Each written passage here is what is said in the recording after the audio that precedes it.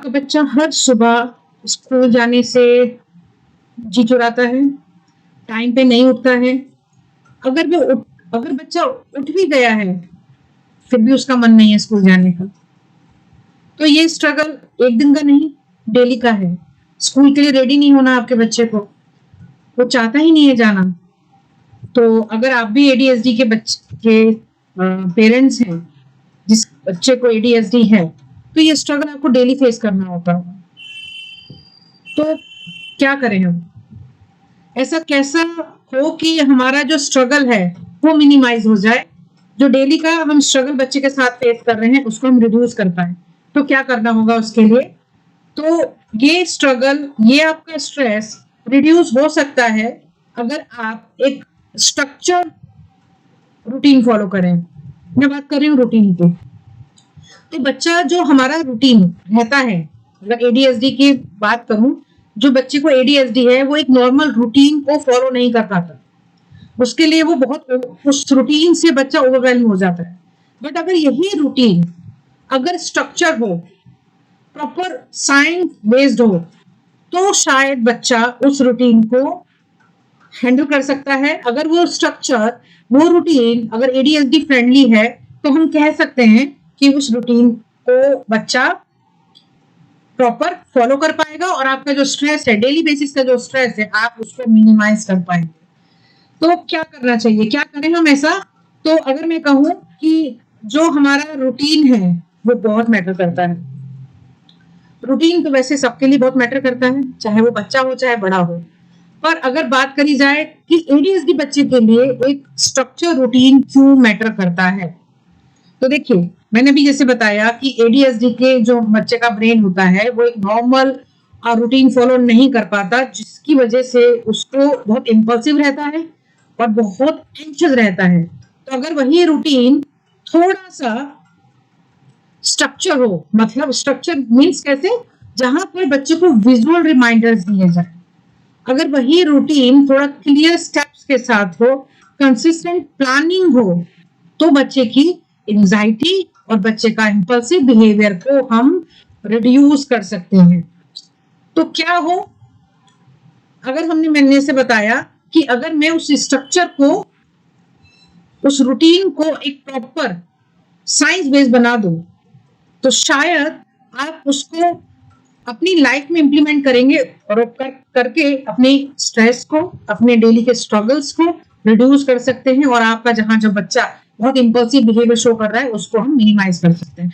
तो ये जो मेरा रूटीन है, अगर मैं बात करूं, तो अगर रूटीन हमारा मॉर्निंग से स्टार्ट होगा और ऐसा रूटीन जो मॉर्निंग फ्रेंडली है, जो आपके एडीएसडी बच्चे के लिए बहुत ही, अगर बोला जाए, बहुत इजी है, इफेक्टिव है, तो करना क्या है आपको? जैसे मैंने अभी आपको बताया कि ये रूटीन होना चाहिए विजुअली स्ट्रक्चर, विजुअली रिमाइंडर्स होने चाहिए। अब आप देख रहे होंगे इस स्लाइड्स में मैंने कुछ विजुअल्स लगाए हुए हैं।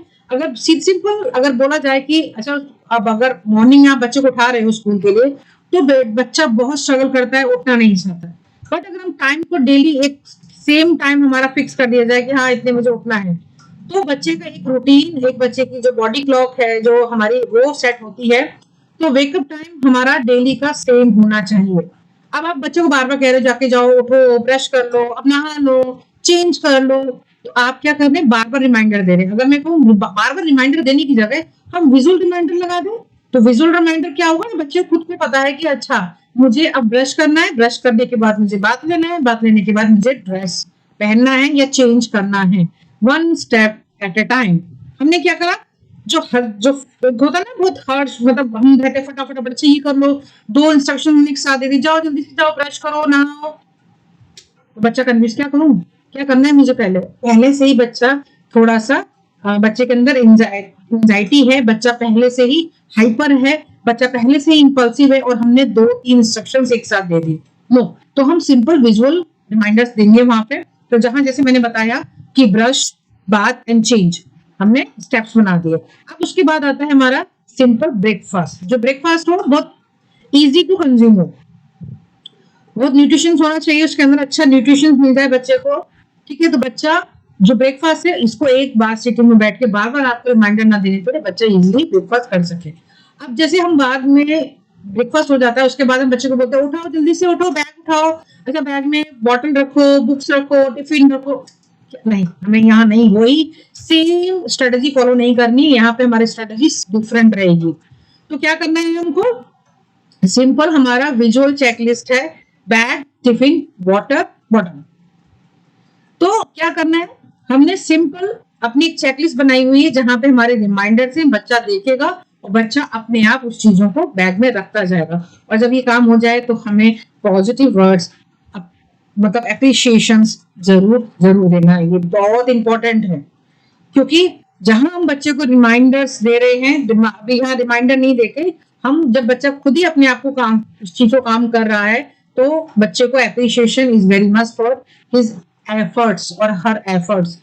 तो क्या, okay, you did great job बेटा या बेटी, यू हैव गॉट दिस, और आज मजा आने वाला है स्कूल में, ऐसा हम बोल सकते हैं। तो ये तो हो गया हमारा मॉर्निंग का जो फ्रेंडली मॉर्निंग रूटीन है।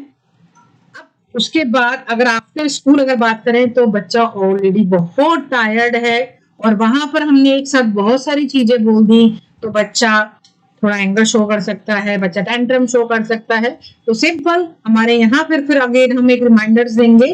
कैसे रिमाइंडर रहेंगे, तो देखिए पहले हमने, जैसे मैंने बोला बच्चा ऑलरेडी टायर्ड है, तो हम 15-20 मिनट्स का उसको ब्रेक दे सकते हैं। अगर बच्चे है, बच्चे का उसमें रूटीन में है कि बच्चा स्कूल से आके लंच लेता है, कुछ बच्चे स्कूल में ही जो लंच ले उससे सेटिस्फाई हो जाते हैं, बट कुछ बच्चे स्कूल से आके लंच लेते हैं, पर कुछ बच्चे लंच ना लेके थोड़ा सा मंचिंग करते हैं, स्नैक्स लेते हैं, तो हम वो प्रोवाइड करें बच्चे को।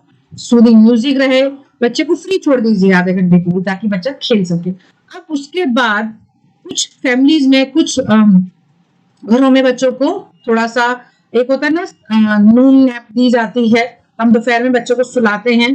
पर कुछ फैमिलीज में क्या होता है कि ये हर फैमिली का रूल नहीं है कि बच्चा आके सोएगा, हर फैमिली में नहीं होता। बट अगर एडीएसडी की बात की जाए तो यहाँ पे बच्चा रेस्ट नहीं करना चाहता है, वो ऑलरेडी रेस्टलेस रहता है बहुत ज्यादा। तो अगर हमने यहाँ म्यूजिक दे दिया बच्चे को, थोड़ा फ्री छोड़ दिया, हमने स्नैक्स दे दी बच्चे को, तो बच्चा काम एंड रिलैक्स हो जाएगा, बच्चे की टायर्डनेस खत्म हो जाएगी। अब यहाँ पे हम बच्चे को जो होमवर्क कराने वाले हैं, ऑलरेडी बच्चा, जैसे मैंने बताया कि अगर एडीएसडी के सिम्टम्स हैं तो बच्चे को लॉन्ग सिटिंग्स नहीं कर सकता वो, तो हम क्या करेंगे, उसकी होमवर्क को चंक्स में डिवाइड कर देंगे। 20 मिनट्स का chunks, short chunks plus 5 minute break. तो अगर हमने बच्चे ने 20 मिनट्स होमवर्क किया है, उसके बाद 5 मिनट का ब्रेक, अगेन फिर 20 मिनट, देन 5 मिनट का ब्रेक। तो जो हमारा टेंशन स्पैन है बहुत लंबा नहीं है बच्चे का, और बच्चे की सिटिंग बहुत लंबी नहीं है, तो हमने क्या करा, उस चीज को ही उसी एक हमारी अगर बात करी जाए, इनकी स्ट्रेंथ नहीं है बच्चे की, बच्चा लॉन्ग सिटिंग कर सके, हमने उसी चीज को बच्चे की स्ट्रेंथ बना के थोड़ा सा टेक्निकल वे में अगर हमने इस स्ट्रेटेजी को फॉलो करा तो बच्चा सिटिंग कर सकता है। अब बात रही, अब मैं यहाँ देखिए मैंने मोबाइल और गेम के लिए कुछ नहीं बोला है, यहाँ पे हम सिंपल क्रिएटिव टाइम देंगे बच्चे को, जहां बच्चे की इंटरेस्टिंग एक्टिविटीज बच्चा करेगा, like drawing, puzzle, sensory play. ठीक है, तो अब क्या है, यहाँ पे हम क्या करने के लिए कह रहे हैं बच्चे को, क्योंकि अगर बच्चे को सिम्टम्स है एडीएसडी के तो वहां सेंसरी इश्यूज भी हो सकते हैं। तो जब बच्चा ड्राइंग या पजल से कुछ करेगा तो बच्चे का क्या हो रहा है, बच्चे का फोकस बढ़ रहा है, बच्चा एक जगह थोड़ा सा सिटिंग डेवलप हो रही है बच्चे की, बच्चा उस चीज को एंजॉय भी कर रहा है। अब छोटे छोटे हाउस होल्ड चोर्स भी करा सकते हैं बच्चे से, बच्चे का स्कूल बैग हो गया, या बच्चे का बात करें अगर हम बच्चा अपना शूज अपनी वापस टेबल पे रखे, इस तरह की चीजें हम बच्चे को करा सकते हैं, छोटी छोटी हमने एक्टिविटी बच्चे को दे दी। अब बात करी जाए इवनिंग और बेड टाइम रूटीन, तो पहले हम इवनिंग की बात कर लेते हैं। तो अगर बात करी जाए तो इवनिंग में कुछ बच्चे जैसे ट्यूशंस भी जाते हैं, ठीक है, कुछ बच्चे पार्क का टाइमिंग रहता है बच्चों का, इवनिंग में बच्चों का अपना कुछ ग्राउंड का रहता है कि बच्चों को जाना है पार्क में, जाना है फ्रेंड के संग मिलना है। तो ये भी एक, मैं कहूँ ये जनरलाइज नहीं है, ये भी हर कोई बच्चा नहीं करता है, ठीक है। और कुछ फैमिलीज में अगर बात करी जाए तो यहाँ जैसे मैंने डिनर टाइम 7 PM दिया हुआ है, तो ये डिनर टाइम 7 PM सबके लिए सूटेबल नहीं है, सबका रहता है कि नहीं इतनी, ये तो बहुत अर्ली हो गया डिनर, कैसे पॉसिबल हो पाएगा, मतलब पेरेंट्स लेट आ रहे हैं या दोनों वर्किंग हैं, या बच्चों को रहता है कि मुझे पापा के संग खाना खाना है या पेरेंट्स के साथ बैठना है। तो अगर मैं कहूँ 7 PM पॉसिबल नहीं हो पा रहा है तो आप 8 PM से ज्यादा लेट ना करें बच्चे का डिनर। ठीक है, उसके संग नो स्क्रीन रहेगा। अब उसके बाद हम बच्चे को डिनर के बाद हम कुछ भी ऐसा स्टोरी टेलिंग या यहाँ मैंने जैसे मेडिटेशन मेंशन किया है, तो मेडिटेशन कभी कभी डिफिकल्ट रहता है, तो मेडिटेशन की जगह हम ब्रीदिंग एक्सरसाइज करा सकते हैं। तो क्या होगा, पूरे दिन का जो बच्चे का थोड़ा हाइपर एक्टिव बिहेवियर था या जैसे इंपल्सिव नेचर जो भी है, वो चीजें ब्रीदिंग एक्सरसाइज से बहुत हेल्प होगी। बच्चे का माइंड बहुत काम एंड रिलैक्स होगा, बच्चे का नर्वस सिस्टम बहुत काम एंड रिलैक्स होगा। उसके बाद बेड पे जाने से पहले ये हैबिट बहुत अच्छी है कि हम बच्चे को ब्रश का हैबिट कराएं कि ट्वाइस अ डे बच्चों को करना है। मॉर्निंग में एक बार ब्रश करा, सोने से पहले एक बार ब्रश करके तब बच्चा बेड पर जाए सोने के लिए। ठीक है, तो यहाँ अब क्या करें, अगेन हम यहाँ पे रिमाइंडर्स दे रहे हैं और हमने एक शेड्यूल फिक्स किया हुआ है। अब 9 PM पे लाइट ऑफ हो जानी चाहिए, यहाँ 9 PM है, बट जैसे मैंने बोला थोड़ा सा मॉडिफिकेशन चलेगा, ज्यादा मॉडिफिकेशन नहीं करना है कि मान लीजिए आपने 9 का सीधा 10 कर दिया। ठीक है, तो अगर बच्चा जैसे मान लीजिए टीन एज बच्चा है, तो वहां चल सकता है कि बच्चे को स्टडी करनी है, थोड़ा सा लेट बच्चा पढ़ेगा, असाइनमेंट है जो भी है, 10th में है या 12th में है बच्चा, जो टीन एज आ गए, तो उसके लिए थोड़ा हम कर सकते हैं। पर हम बात करें अगर मान लीजिए 11 ईयर्स का बच्चा है या 10 ईयर्स का बच्चा है, तो वहां पर एज जितना जल्दी हो उतनी जल्दी हमें बच्चे को सुलाना है, ताकि बच्चा अगेन बच्चा जो मॉर्निंग में जो बच्चा उठने में दिक्कत करता है, अगर ये टाइमली सो जाएगा तो बच्चा मॉर्निंग में बच्चे को उठने में कोई इशू नहीं होगा, क्योंकि अगर हमने एक टाइम फिक्स किया तो दूसरा टाइम ऑटोमेटिकली फिक्स हो जाएगा। तो बेड टाइम रूटीन जो है वो आपकी एडीएचडी बच्चे की स्लीप इश्यूज को रिड्यूस करता है, स्लीप प्रॉब्लम्स को रिड्यूस करता है। तो जो अगर स्लीपिंग डिस्टर्ब स्लीप है या कोई भी इशू है, तो अगर हमारा रूटीन फिक्स होता है, सोने का टाइम भी अगर फिक्स है, तो ये चीजें बच्चे की स्लीप को इनहांस करती है, इंप्रूव करती है, बूस्ट करती है, बेटर करती है।